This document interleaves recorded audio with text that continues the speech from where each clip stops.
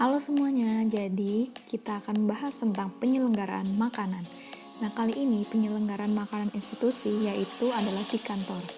Penyelenggaraan makanan adalah rangkaian kegiatan mulai dari perencanaan menu sampai dengan pendistribusian makanan kepada konsumen dalam rangka pencapaian status yang optimal melalui pemberian makanan yang tepat dan termasuk kegiatan pencatatan, pelaporan, dan evaluasi. Nah, ini bertujuan untuk mencapai status kesehatan yang optimal melalui pemberian makanan yang tepat. Nah, sebelum kita lanjut, kita kenalan dulu yuk. Ada aku, yaitu Nufran Kalianete, ada Jusri Mendiangan, dan ada Jessica Pesak dalam kelompok 10. Penyelenggaraan makanan di kantor ditujukan bagi tenaga kerja seperti di pabrik, perusahaan, ataupun perkantoran. Dengan waktu kerja sekitar 8 jam, memerlukan energi makanan yang mengandung sepertiga ataupun lebih makanan dari kebutuhan sehari. Aku kasih gambaran ya, misalkan di perusahaan A mempunyai 100 karyawan. Nah, dengan waktu 8 jam kerja, mereka membutuhkan snack pagi, kemudian makan siang, dan snack sore. Sebelumnya, kita perlu tahu dulu nih, ada 3 komponen penyelenggaraan makanan. Yang pertama ada input, yang kedua ada proses, dan yang ketiga ada output. Oke, kita bahas yang input dulu ya. Yang pertama ada pekerja penyelenggaraan makanan. Pekerja yang terlibat dalam kegiatan penyelenggaraan makanan, misalkan di perusahaan A tadi, berjumlah 15 orang, terdiri dari 3 tenaga pengelola, 8 orang tenaga pelaksana, dan 4 orang tenaga pembantu pelaksana. Dalam merekrut pekerja, PTA lebih mengutamakan masyarakat lokal. Yang kedua, ada anggaran dana. Penyelenggaraan makanan institusi telah ditetapkan biayanya dalam anggaran biaya tahunan. Makanan yang disajikan harus sesuai dengan jumlah anggaran yang tersedia. Biaya untuk penyelenggaraan makanan ini berasal dari PTA yang merupakan bagian dari upah konsumen. Biaya makan per orang per hari untuk 1 kali makan ditambah dengan 2 kali snack kurang lebih 14.000. Yang ketiga nih, ada sarana fisik dan peralatan. Sarana fisik itu meliputi ruang makan dan dapur. Ruang makan ini memiliki 10 meja dan 40 kursi makan untuk 100 orang. Yang kemudian ada dapur. Dapur dengan luas 200 meter persegi, mencakup ruang penyimpanan, pemasakan, pencucian alat, dan lain-lain. Kemudian ada peralatan. Peralatan yang dipakai yaitu seperti kompor, penggorengan, oven, dan lain-lain.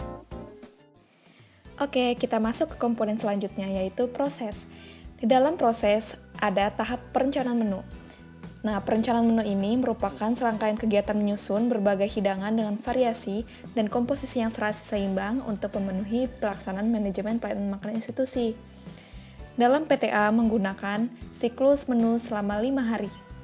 Nah, siklus menu ini ditentukan oleh koki, ahli gizi, supervisor, dan staf administrasi dari PTA.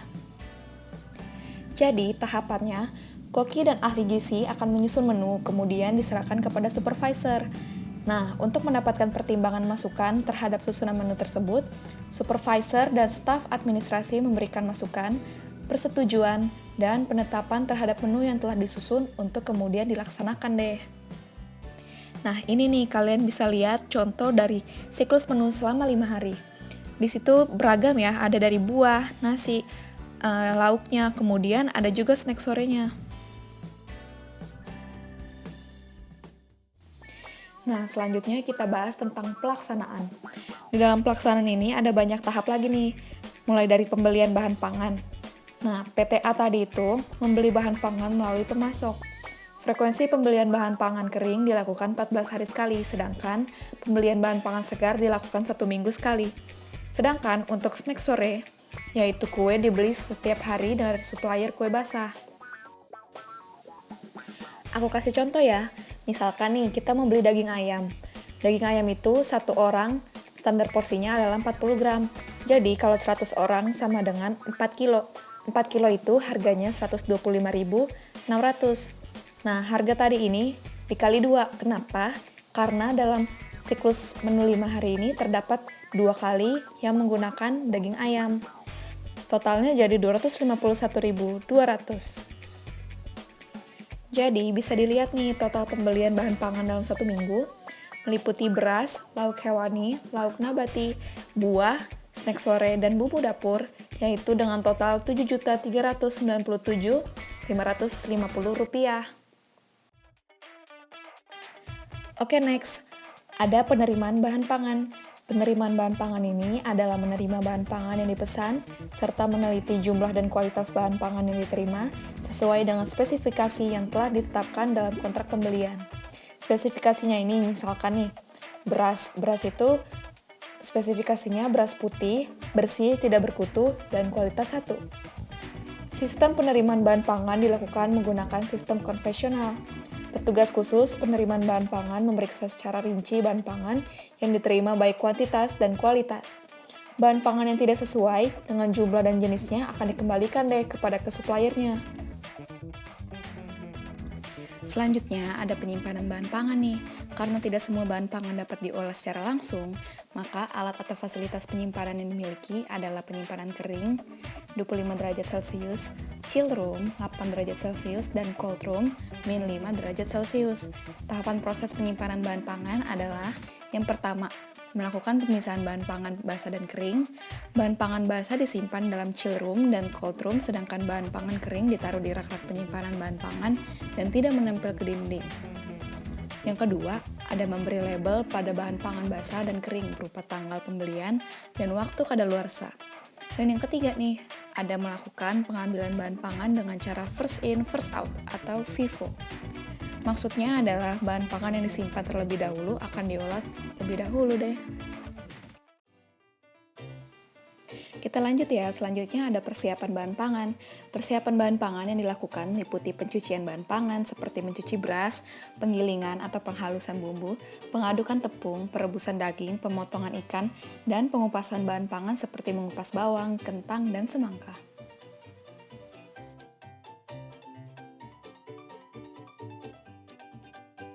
Setelah disiapkan, mulai dari diolah. Pengolahan bahan pangan merupakan suatu kegiatan mengubah atau memasak bahan makanan mentah menjadi makanan yang siap dimakan, berkualitas dan aman untuk dikonsumsi. Tujuan pengolahan bahan pangan adalah mengurangi risiko kehilangan zat-zat gizi bahan pangan, meningkatkan nilai cerna, meningkatkan dan mempertahankan warna, rasa, keempukan, dan penampilan makanan, bebas dari organisme, serta zat berbahaya dari tubuh. Pengolahan bahan pangan dilakukan di dapur pada pukul 7 pagi sampai setengah 9 pagi. Itu untuk snack pagi ya.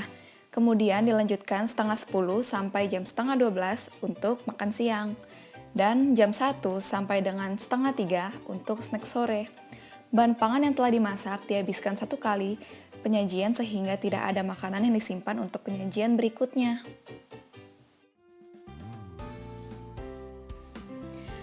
Kalau semua udah, tugas akhir penyelenggaraan makanan adalah penghidangan atau pendistribusian makanan kepada konsumen. Makanan yang telah dimasak untuk makan siang dimasukkan ke dalam box makanan ya. Setelah itu, box makanan dibagikan untuk karyawan yang telah mengantri di ruang makan.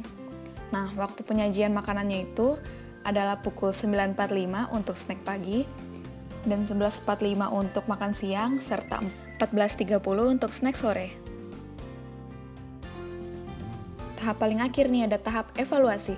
Evaluasi dilakukan dengan cara pencatatan dan pelaporan kegiatan penyelenggaraan makanan. Pencatatan dan pelaporan pada PTA terbagi atas. Yang pertama, pencatatan dan pelaporan harian meliputi pemakaian bahan makanan, penerimaan bahan makanan, suhu penyimpanan, dan jumlah konsumen yang makan. Yang kedua, ada pencatatan dan pelaporan bulanan, meliputi pencatatan biaya penyelenggaraan makanan dalam 1 bulan, dan pencatatan inventaris alat.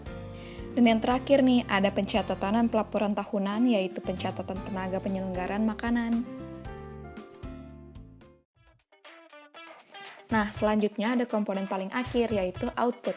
Di output ini untuk melihat ketersediaan energi dan protein pada pekerja. Ketersediaan makanan dilihat berdasarkan banyaknya jumlah makanan yang disediakan untuk memenuhi kebutuhan zat gizi. Rata-rata ketersediaan makanan ini telah memenuhi standar penyediaan makanan untuk pekerja, yaitu 100 gram untuk nasi, 40 gram untuk lauk, 100 gram untuk sayuran, dan 100 gram untuk buah. Contoh, kita pakai menu hari pertama untuk 1 orang. Di situ ada melon, nasi, ayam rica, sayur asem, apel, dan kue lumpia.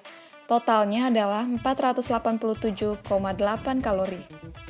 Kalori ini sudah mencapai kalori yang direkomendasikan untuk makan siang loh. Oke guys, sekian dulu ya pembahasan penyelenggaraan makanan di kantor untuk hari ini. Mohon maaf apabila ada kesalahan. Terima kasih sudah menonton. Stay healthy and have a nice day.